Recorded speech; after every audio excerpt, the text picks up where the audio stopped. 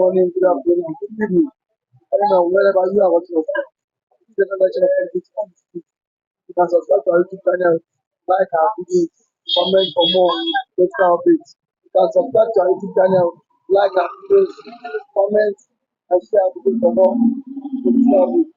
Yesterday, there was a shocking revelation from Senator Bulkachuwa representing Bauchi Central. He said Nigeria is ready for war, that the region southeast their wish.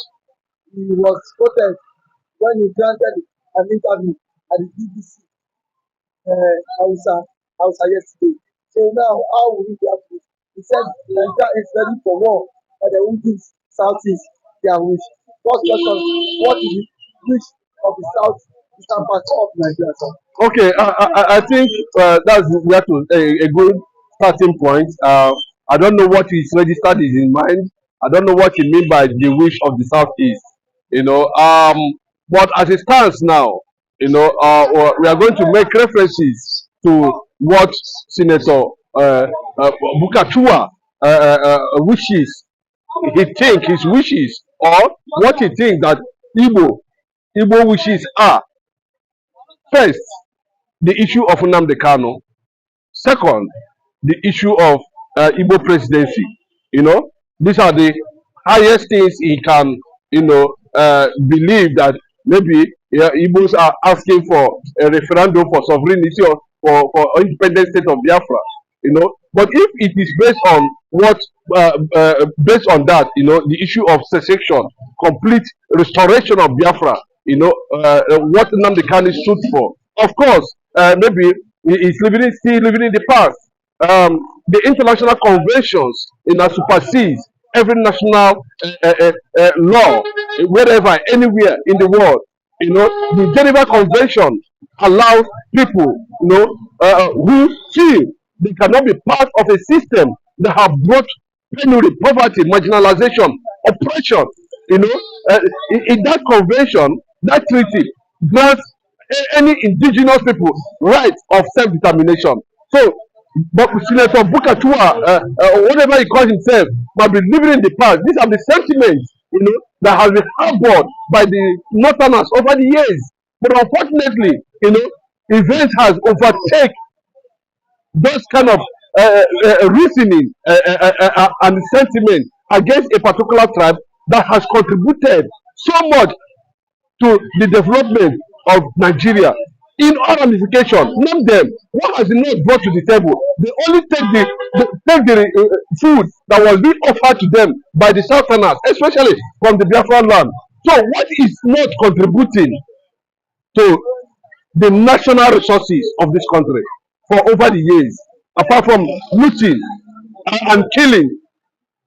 So Senator Bulkachuwa, I don't know what he actually means. These are people who are not actually exposed. These are people who does not really want Nigeria to work because of what they are benefiting, because they lay siege on the resources of the southern Nigeria. The southern Nigeria completely put food on their lazy legs on daily basis. That's why he got the God to say Nigeria is of course, who started the war? The Northerners also started the war. Talking about insecurity, it was them that were making Nigeria dry with the resources. All the budget has been allocated for insecurity. Most of them goes to the north and they share it.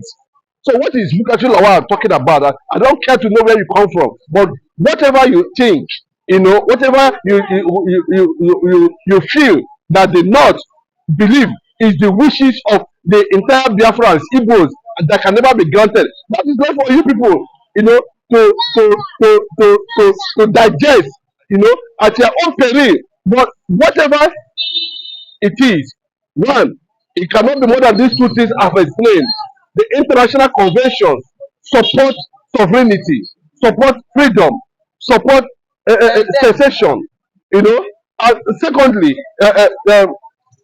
every human being, that feel that they are not part of a sovereign nation that has brought oppression, marginalization, poverty upon them, killings upon them. They have every right, according to that Geneva Convention, to ask for self-determination.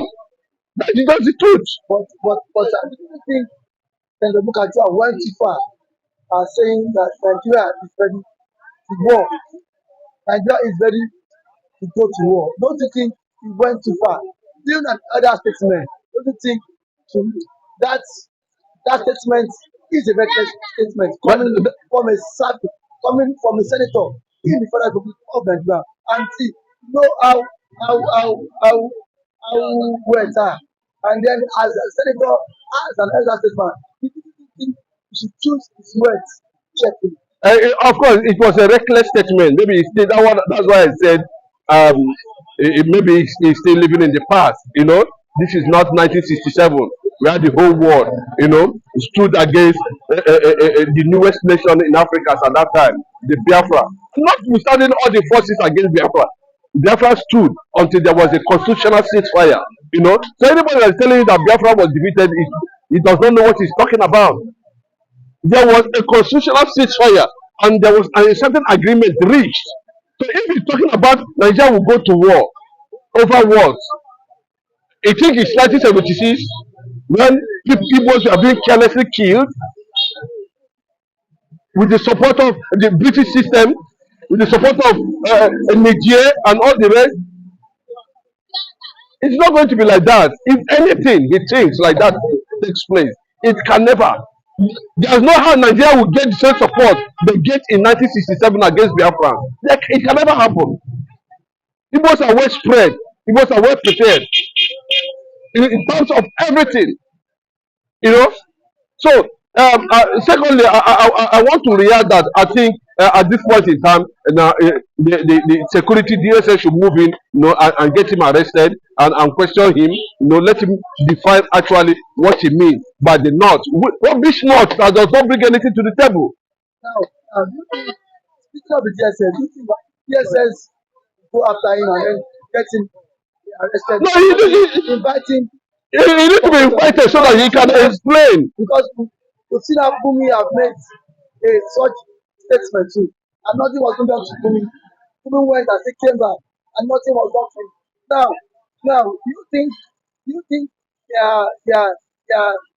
the system is this system, the current Nigeria system, is not favorable to the diplomat? Of course, that the fact still remain that everything about Nigeria is being skewed against the Igbo interest. Talking about, we're not talking about states.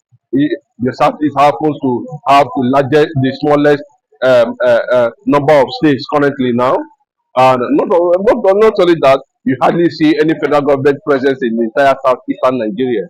And look at the system too. That's why or maybe he was making reference to they cannot give it to Igbo their wish. It's not for him, you know. The issue of the presidency has been coming up regularly. The issue of the resources from the entire Biafran land, being used, to take care of Nigerians as a whole. When you talk about federal allocation, it is the crude oil from the Biafran land.